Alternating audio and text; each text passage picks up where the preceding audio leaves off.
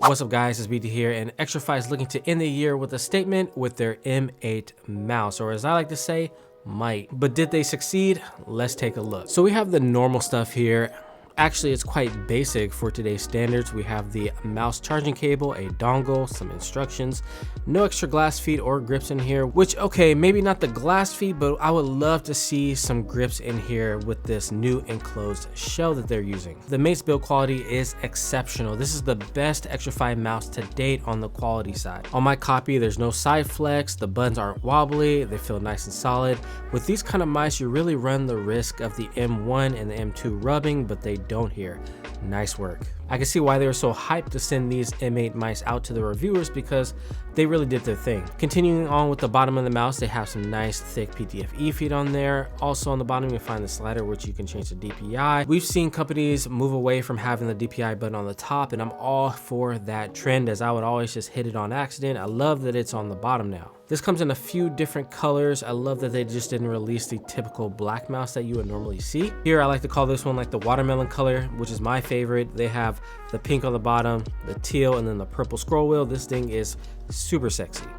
Now, the other one that I have is a lavender one as well, and that one looks good as well. The coating on this mouse is slightly rough. Has a nice texture to it, that is, until your hand starts to get a little bit sweaty or there gets to be a little bit of oil on here. It starts to get like really slippery. That's why I said that I would like some extra grips in this packaging, because I think it's needed here. It differs so much from their other mice like the M1, which has more of that plastic feel, and I never had an issue with oils or sweat on these. But this new coating, I think definitely needs it. Or switch it back to that M42 coating, which is also nice, dry, and easy to hang on to. The weight is 55 grams, and it's very nicely balanced with maybe some centralized weight more towards the back of the mouse. It's probably that battery. Another interesting thing about the Mate is the USB-C charging port is near the back right instead of near the front like you would typically see on any other wireless mouse. So you can't really be charging this thing and using it at the same time. Although browsing your desktop, it's more than, you can easily do it, but I would not game with it poking out the side like that. I love that Xtrfy is taking this risk, right? Putting the USB-C on the side, that's a risk. They could get a lot of flack for that, but I think it does pay off because it allowed them to then lower the buttons in the front more than we've seen on any other mouse. Now we come to the most interesting part about this mouse. Let's talk about this shape. Now, when I first saw this mouse, I was like, damn, this looks like no other mouse, and it's gonna feel totally different than anything else that I've ever felt. But it feels awfully close to this guy, the G Pro Superlight, one of the goated shapes. I don't care what anybody says. This is one of the best shapes ever made. There's a reason why a lot of pros use it, and I'm gonna tell you why. It has this middle hump right here on both of them. So what that means is when your palm is here, let's say you're doing a claw grip, the centralized weight is pressing down.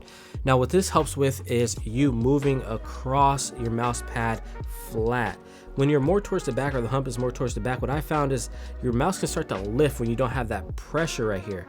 This gets you all the way down here, and then with the front being so low, you get a nice center of gravity with this shape. It's like a combination between the Superlight and that old IntelliMouse optical, I'd say. Two mice that I'm very fond of, and I think it translates here to this mouse. So if you love one of those mice, you're probably gonna love this one as well. One thing that I ran into, and I wanna go back to that coating, is like when I grab it like this and I'm like clawing it, you're pulling the mouse back, right? So you're almost like when you're clawing, these are like humped. So like when you start to pull, you're not really pressing down, you're kind of pulling this way. So what I found is my hand starts to go like this, especially when it gets a little bit oily or sweaty. It's really weird. Like I start like feeling it, right? It feels like I'm like trying to grab something and I'm like, I can't. You know what I mean? But I mean, you can get some third-party ones, which I probably will put on here. But it would be nice if they just had some that were ready to go out of the box. Now my hands are 19 by 8.5 centimeters, and I find this to be very comfortable. My fingers go straight to the end of the mouse. The two best mouse grips are claw grip and fingertip grip. With claw grip, you'll get that trigger action, and then with fingertip, you'll be having that lower front end, so you can really get that pencil action going. And the hump is pretty non-intrusive when you are trying to fingertip grip. For palm grip, it just shoots your fingers over. I thought you'd be able to just lay it on top like that, but it feels a little bit awkward, similar to how the Superlight feels when you try to palm it. So for the buttons, they are the Kale 8.0 switches. Love the implementation here. They feel great, nice and crispy. They don't feel as heavy as the MZ1 offering, which felt a little bit heavy at times. The side buttons are similar to what they've released in the past, similar to the MZ1. Both the front and the back buttons are pretty close in tactility, not too much post-travel. I'd say the side buttons are about average. Won't blow you away, but they are good enough for most cases. Definitely not the worst that I've seen. The scroller has a nice, interesting texture to it and has nice defined steps, but don't take my word for it. Let's drop that sound test.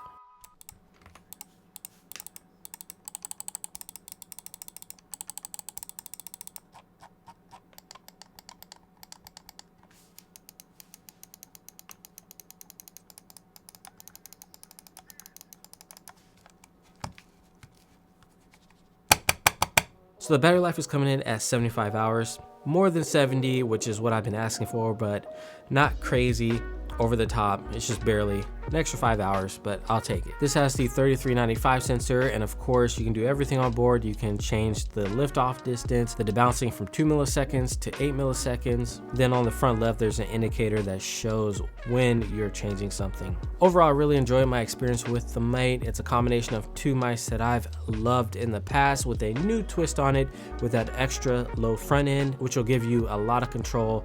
And then that center of gravity is just amazing with this mouse. It could use a better coating in my opinion though. Has the plug and play software, very approachable mouse. So if you're new here, we have a rating system out of 10 where we rate the mouse to let you know how it fares against other mice that I've reviewed. And for the Xtrfy M8, I'm giving it a score of 9.0. Alright, so that's going to do it for this review of the Xtrfy M8. If you have any more questions, drop me a comment down below and I'll try to answer you. And for all of you who stayed to the very end of the video, the real ones, or maybe you just skipped to the end, I have no clue, just for the rating, who knows. Either way, if you write shape is king into a comment down below, don't spoil the giveaway, just say shape is king. You don't want a lot of people entering, but I'm gonna be giving away my lavender M8 to somebody because you know what? It's that time of year. All right, so thank you guys all for watching. Good luck in the giveaway and I'll see you in the next one. Peace.